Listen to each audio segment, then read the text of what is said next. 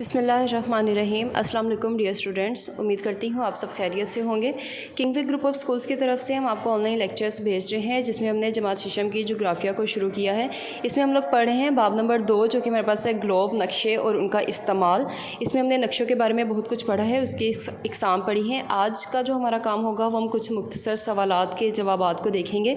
तो आपको जो डायरी दी गई है उसमें पहला सवाल है, ख़त इस्तवा किसे कहते हैं। तो ख़त इस्तवा ये फ़र्ज़ी लाइन होती है जो ज़मीन को शुमाली और जनूबी दो हिस्सों में तकसीम कर देती है, आधा आधा।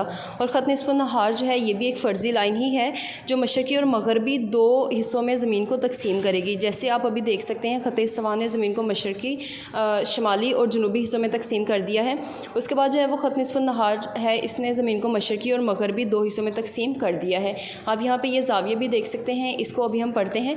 जैसे अर्ज़बल किसे कहते हैं। अर्ज़बल जो है ये ख़त इस्तवा से ज़ाविये की बुनियाद पर जब हम दो लाइनें लगाते हैं, जैसे अभी आपने पीछे देखा, उनको हम कहते हैं अर्ज़बल। और तूलबल जो है वो ख़त निस्फ़ नहार से हम ज़ाविये की बुनियाद पर जब लाइनें लगाएंगे तो उनको हम कहते हैं तूलबल।